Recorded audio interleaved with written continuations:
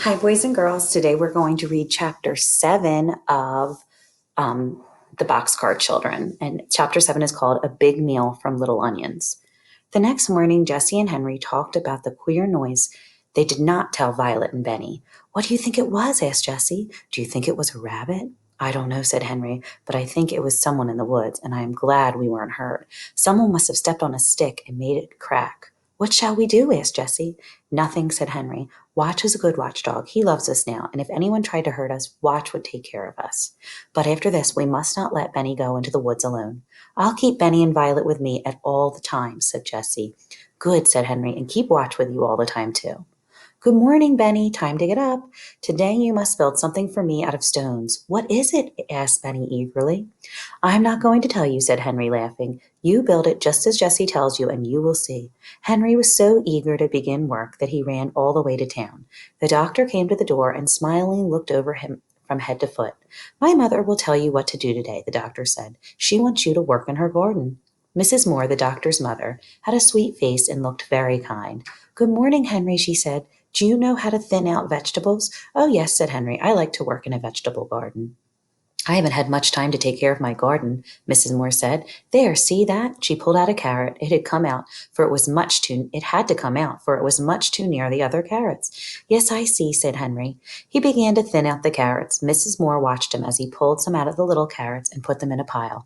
He left the other carrots to grow. Then he began on the turnips. You are a good worker, said Mrs. Moore. I can see that. She smiled at Henry. You may thin out all of these vegetables. Then she went into the house and left Henry alone. He worked all the morning. He thinned out the carrots, the turnips, and the little onions. The mill bells rang out at noon, but Henry did not hear them. He was still working on in the hot sun. Then he saw Mrs. Moore looking at him. You've worked long enough now, she said. You may come in again this afternoon. What shall I do with the vegetables I pulled up? Henry asked. Oh, I don't want them, said Mrs. Moore. Just leave them in a pile. What do you think they're going to do with the vegetables, boys and girls? They're very resourceful. Resourceful means they know how to use everything they have. Do you mind if I take them? Asked Henry. No, indeed. Do you have chickens? Then, without waiting for an answer, she went on, You have done good work. Here is $1. Henry said, Thank you, and was glad that he did not have to answer the question about chickens. When Mrs. Moore went into the house, he looked over some of the little carrots and turnips and onions. If he had looked up, he would have seen Mrs. Moore in the window watching him, but he did not look up. He was too eager to get to the store and order some meat. When he arrived at the boxcar, Benny told him, The building is done. I help with it. The building was a fireplace made of flat stones. Benny did a lot of the work, said Jessie. He carried the stones and found wood for the fire. The fireplace was a very good one. The children and Watch made a hole at the foot of the big rock between the two trees. Flat stones were laid on the floor in this hole and around the sides. More big stones were put up to keep out the wind. Jessie had found a heavy wire in the dump and had put the big kettle on it and tied the ends of the wire to 2 trees. The kettle hung over the fireplace, and the fire was laid beside the fireplace. And beside the fireplace was a big woodpile. Fine, fine, cried Henry. You have done well. Now see what I have. The girls were delighted with the meat and the little vegetables. With Henry's knife, they cut the meat into little pieces. Then they filled the kettle with water from the fountain and put the meat into it, and with a tin plate for a cover. Henry started the fire, and it burned well at once. Jessie cut the tops off of all the vegetables and washed them in the brook. I'll put them in after the meat has cooked a while, she said. Soon the water began to boil, and the stew began to smell good. Watch sat down and looked at it. He sniffed hungrily at it and barked and barked. The children sat around the fireplace eating bread and milk. Now and then Jessie stirred the stew with a big spoon. It will make a good meal, said Henry. Keep boiling and do not leave it. When I come home tonight, I will bring you some salt, and whatever you do, don't get on the fire. Violet pointed to the pitcher and the teapot that she had filled with water. That's to put on Benny or Watch if they should get on the fire, she said. Henry laughed and went happily on his way. He wished he could stay and smell the stew boiling, but he thought he ought to go back to work. So he went back to Dr. Moore's house. He was very happy when Dr. Moore said, Do you want to clean up this garage? The garage was not in very good order. Dr. Moore laughed when he saw Henry look around for a broom. I must go out now, said Dr. Moore. You must clean this place up. Henry began at once. First he opened all the boxes. On the biggest box he painted the word tools with a long-handled brush and a can of paint he had found. On another box he painted nails. Then he picked over the things and put the tools in the toolbox and the nails in the nail box. This was fun for Henry because he liked to get things in order. Henry found a lot of nails that were bent and covered with rust. He put them in his pocket.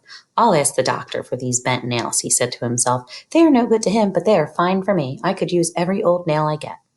Then he washed the floor and washed his paintbrush. When Dr. Moore came home, he found Henry putting brushes, paint cans, and other things on the shelf.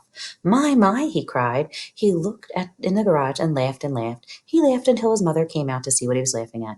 Look, Mother, he said, look at those tools. Look at that shelf. Look at my hammers. 1, 2, 3, 4 hammers. Your hammer, my hammer, and 2 other hammers. They were all lost. Can you use a hammer, Henry? Yes, indeed I can, cried Henry. Take one, said Dr. Moore. You found them all. Oh, thank you, said Henry, and he showed the doctor the bent nails and told that he could have those too. He could hardly wait to start home because he was so eager to show Benny and his sisters his hammer and nails. Tomorrow will be Sunday, said Dr. Moore. Will you come again the next day? Oh, yes, replied Henry, who had lost all track of the days. The cherries must be picked, said the doctor. He looked at Henry in a queer way. We could use any number of cherry pickers if they are all as careful as you. Could you? Asked Henry eagerly. Well, I'll come. So the 3 said goodbye, and Henry started for home. He had another $1, a pocket full of old nails, a hammer, and a pile of vegetables that he had left at noon. On the way home, he bought some salt. When he arrived at the boxcar, he began to smell a delicious meal. Onions, he shouted, running up to the kettle. I do like the smell of onions. I like the turnips the best, said Violet. Jessie turned the cover carefully and stirred in the salt, and Henry sniffed the brown stew. It was boiling and boiling. A ladle of all things, cried Henry. Where did you get it? I found a tin cup in the dump, said Jessie. We used a long stick for a handle and tied the cup with a piece of wire. It makes a fine ladle. She ladled the stew into plates and bowls and put a spoon in each one. Oh, said Benny, I am so hungry. I must eat my supper. The meat was well cooked and the vegetables were delicious. Violet passed her plate around for more turnips. I'd like some more onions, said Henry. All the children ate until they could eat no more. That was the best meal I ever ate, said Jessie. Me too, said Violet. I'll have time tonight to make Benny's cart, remarked Henry. We'll want a cart. Will you make it with my wheels? Asked Benny. Yes, with your wheels, answered Henry. But you must cart stones in it when I get done. Yes, said Benny. I will cart stones or rocks or anything. Tomorrow will be Sunday and I can stay home, said Henry went on. Do you think it's all right, Jessie, to build a dam for a swimming pool on Sunday? Yes, I do, said Jessie. We are making the swimming pool so that we can keep clean. Henry began to happily hammer out the bent nails with his new hammer. Soon he had some good nails. You and I will go and find some boards, Benny, he said. Come on. Soon the boys came back with boards from the dump. Henry sat down and began to make the cart. He could not see very well because it was getting dark and there was no moon. But at last the cart was done and he gave it to Benny. Thank you, said Benny politely. After his sisters admired the cart, Benny pulled it around just for fun. Then Henry put in the boxcar for the night. Henry said to Jessie, I hope we do not hear that queer noise tonight.